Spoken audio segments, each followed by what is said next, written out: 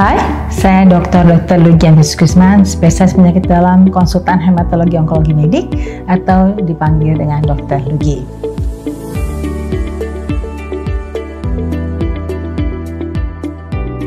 Kita akan membahas mengenai apa itu kanker.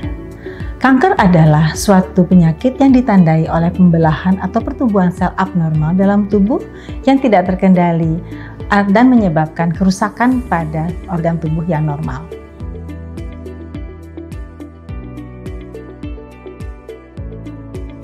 Kanker disebabkan oleh perubahan sel yang dikenal sebagai mutasi sel atau genetic mutation yang menyebabkan karakteristiknya berubah dan dibagi menjadi dua, yaitu kanker padat atau dikenal sebagai solid tumor dan juga kanker darah, misalnya leukemia, limfoma, myeloma maupun penyakit-penyakit yang lainnya.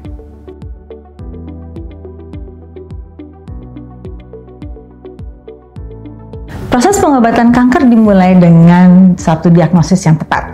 Diagnosis yang tepat sangat penting karena selain untuk memastikan diagnosis jenis kankernya dan juga untuk menentukan pengobatan. Dari metode diagnosis berupa biopsi tersebut akan diketahui diagnosis pasti dari kanker tersebut. Umumnya diketahui dari pemeriksaan histopatologi. Pada beberapa kasus diperlukan pemeriksaan lanjutan berupa imunohistokimia. Sedangkan jika kanker itu berupa kanker darah, umumnya diperlukan pemeriksaan sumsum tulang yang kita kenal sebagai BMP atau pemeriksaan sumsum tulang yang dilanjutkan dengan berbagai pemeriksaan yang diperlukan seperti imunohistokimia, sitogenetika, dan juga pemeriksaan molekuler. Hal-hal tersebut penting karena untuk menentukan agar diagnosis tepat dan juga metode pengobatan yang dilakukan juga tepat. Tahap berikutnya adalah penentuan stadium yang kita kenal sebagai staging menggunakan berbagai modalitas. Pada umumnya dilakukan dengan pemeriksaan radiologi atau pemeriksaan imaging. Bisa berupa pemeriksaan CT scan, pemeriksaan atau MRI, atau juga bisa berupa PET CT scan, dan jika kondisi tidak memungkinkan, pada umumnya kita mengandalkan pemeriksaan USG atau foto dada atau foto torak. Hal ini penting untuk menentukan stadium pasien tersebut, tetapi pada pasien-pasien dengan keganasan darah pada umumnya pemeriksaan ini tidak selalu diindikasikan, bergantung pada jenis pemeriksaan yang diperlukan sesuai dengan diagnosisnya. Dan selanjutnya dilanjutkan dengan pengobatan yang kita kenal sebagai terapi utama dan terapi suportif.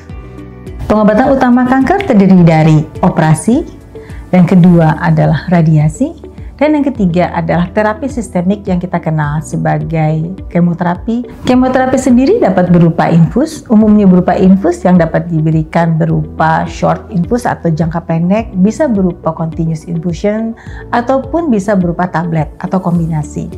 Sedangkan terapi target dapat berupa oral ataupun dapat berupa terapi yang bersifat lokal. Contohnya adalah pada kanker hati, lalu pada pasien dengan kanker urologi. Pemberian terapi hormonal contohnya adalah payudara, prostat. Sedangkan terapi target umumnya diberikan pada kanker paru dan saluran cerna. Sedangkan pengobatan yang lainnya yang juga menyertai pengobatan utama yang kita kenal sebagai terapi suportif merupakan suatu hal yang sangat penting karena sangat berperan dalam keberhasilan suatu pengobatan. Contohnya adalah mengatasi nyeri yang sering memang dihadapi oleh penderita kanker. Yang kedua adalah transfusi darah, seringkali dilakukan atau diperlukan pada kondisi tertentu.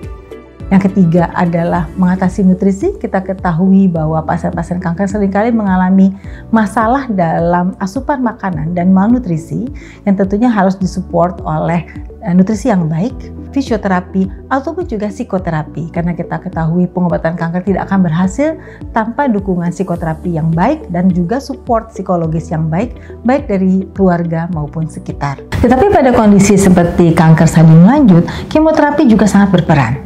Itu kita kenal sebagai kemoterapi paliatif. Gunanya adalah untuk mengatasi berbagai masalah diakibatkan oleh kanker tersebut. Contohnya, dengan kemoterapi tumornya mengecil sehingga nyerinya berkurang. Pemakaian obat-obat anti nyeri juga berkurang.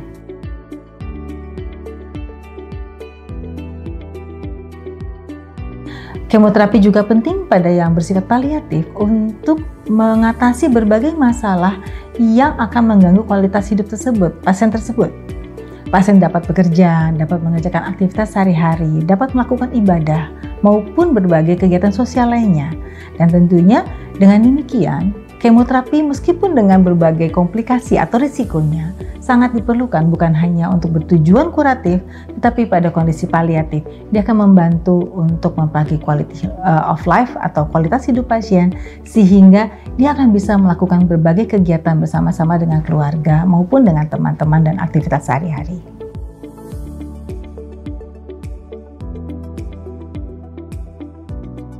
Tentunya kita akan bertanya-tanya, apakah komplikasi kemoterapi? Kita kenal banyak komplikasi kemoterapi. Contohnya adalah pada darah yang paling sering terkena. Leukositnya bisa turun. Leukosit adalah sel darah putih.